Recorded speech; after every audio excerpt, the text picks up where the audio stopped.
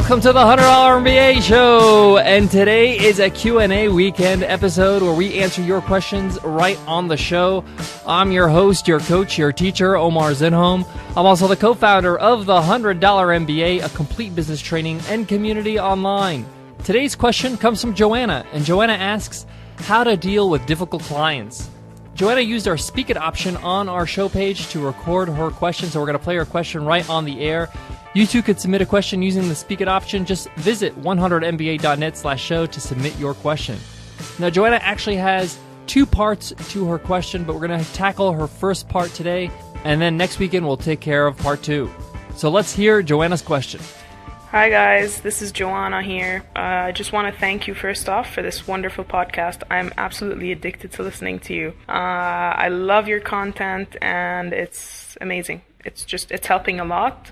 I wish I had this a few years back, and better late than never, I guess. I have two questions for you. The first question is regarding how to deal with clients that have very imposing personality. They don't really give you room to kind of speak or make yourself clear. They have a very kind of aggressive way of dealing with people, and they're not very specific about what they want. So I was wondering if you have any kind of feedback about how to deal with people like that. Thanks, Joanna, for the question, and thanks for listening to the $100 MBA Show. We're really happy to hear that you're loving it and that you're addicted to it, so that's awesome. The first thing I want to refer you to is episodes 38 and 39 of the $100 MBA Show. These episodes deal with negotiation. It's a crash course in negotiation. There's two parts to it, part one and part two. And in that course, you're going to learn a bit about how to deal with clients like you mentioned. But I want to give you some quick advice here, or quickly answer your question right here. First of all, let's back up. When your client comes to you for your services or for your products, you have to remember that they need you. You have something that they need. And therefore, they're going to be looking to you to see what's going on. So say, for example, I'm a photographer and somebody's going to hire me to take some photos for their wedding. They're not a photographer. They don't know how to do this. So that's why they're calling upon me. That's why they're hiring me. So it's my job. It's my obligation to tell them how this is done. When working with me as a photographer, this is how things are going to go. You have to educate your customers on how you do business. And often with difficult clients, if you don't show them how business is done, how you do business right from the get-go, they will tell you how they want it done. So it's very important to set the precedent up front. The best example I can think of, or the best parallel or metaphor of this, is a teacher and its classroom. If you remember back when you were in school, you had teachers that had full control over their class, things got done, things were efficient, and then you had teachers that, anything went. Kids horsed around, it was very noisy in there, there was very little class management. And a lot of that has to do with the way the teacher set up the rules, the regulations, and the tone, and how you should behave in that classroom, or how things done. What is the system in this classroom? You can't just leave things to chance. You just can't go in a negotiation and hope for the best, or hope that the customer or the client is going to be nice enough to understand the way you do business. You need to actually show them this is how things are done. So it's quite all right when you're sitting with a client to thank them for the opportunity to work with them, but then quickly going into saying how you do business. Say, normally, this is how I do business. In a project like this is how it's going to go. Lay the foundation. Show them that you're in control. You've done this before. And when you hire a photographer, in my example, this is how it's done. Now, obviously, after you could do that, you can ask them if they have questions. Do you have any questions about this procedure, about the way things are going, or the plan? They'll have a few questions, but you've already set the tone. You already showed that you're in control. And this is how you do business. Take it or leave it. Now, you can always do this with a smile. It doesn't have to be this mean thing. You could do this with a smile, with friendliness, but you got to go into it showing your clients you're a pro. Most difficult clients, the reason why they're difficult is because they don't listen. And the reason why they don't listen is because they feel they have the opportunity to talk. They talk the most of the time. When you're talking, you can't listen. And they just talk about how they want things done. And what you need to do is just, from the get-go, just say, let me put you at ease. Let me show you what normally goes on when you hire a photographer like myself. and they have an opportunity to listen from you if you offer something good to listen to. Show them how your service is going to unfold, what you offer them, how this is going to help them, and how it's a great value. Put them at ease so they understand the play-by-play of what's going to happen, when they're going to pay you, how they're going to pay you, and when they're going to receive their services. By giving them something to listen to and to think about, they'll have a chance to really absorb what's happening, and there'll be less of a conflict or less of a resistance because they automatically recognize that you're in control and you got this. You want to set the tone that the reason why they're hiring you is because you're supposed to handle it, not them.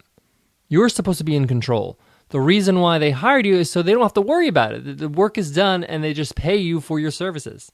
But people won't feel that way if they don't see that you're in control, that they know that you've done this before and you have a plan in place. If they know you have a plan in place, they'll feel comfortable. Now, you also mentioned that sometimes you have clients that are indecisive. They can't make decisions. Now, often this happens because they don't know what their choices are. As their service provider, as somebody who's working with them, it's your duty to kind of give them some choices, give them 2 or 3 choices, narrow it down so it's not just anything they want. When they have choices, now they can hone in and they can, with process of elimination, choose which one is best for them. So assist them in the choice-making process. And remember, they're looking to you. You're the expert. They're looking to you so they can make the right choice.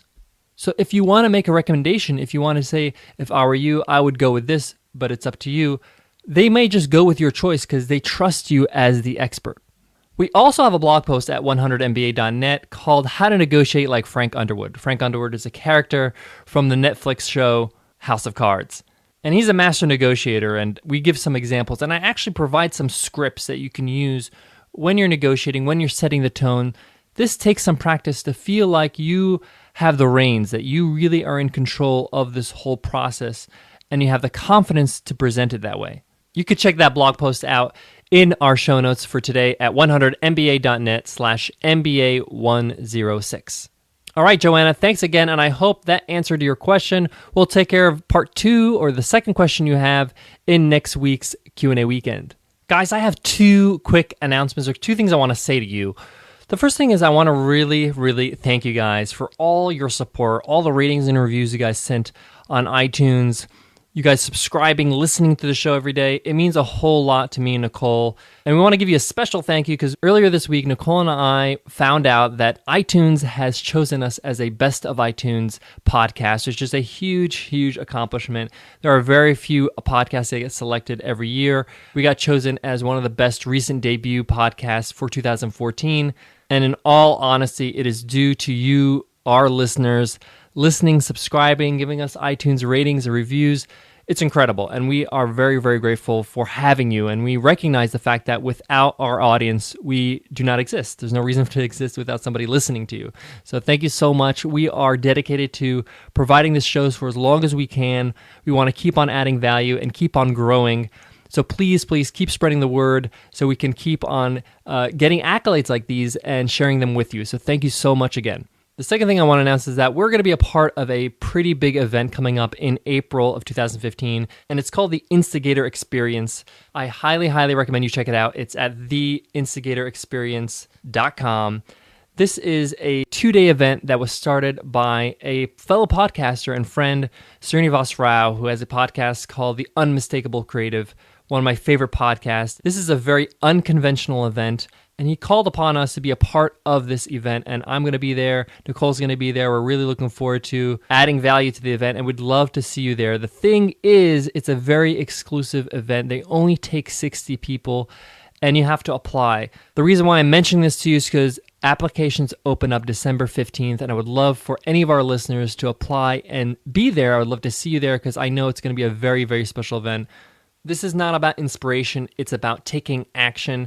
There's a very small speaker-to-audience ratio, meaning that you're going to have a lot of time with the speakers that are there, so you can learn from them, so you can network them, so you can become friends with them. This is going to be a really interactive experience, and I'm really looking forward to being part of it. I'm not getting paid to say this. Srinivas Rao is not a sponsor of this show today or anything like that, but I'm a part of this event, and I wanted to share it with you in hopes to see you there.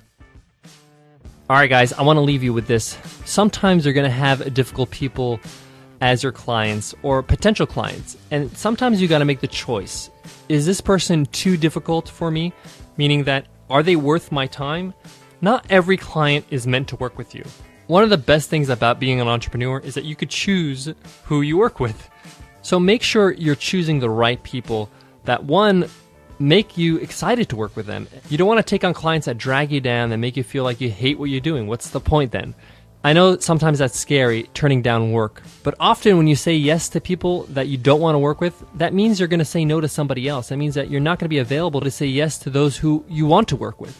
You only have a certain amount of hours in the day, and you want to dedicate those hours to those who you want to work with. So that's just a reminder to myself as well as to you. I hope that benefits you. I'll check you guys in the next episode. Take care.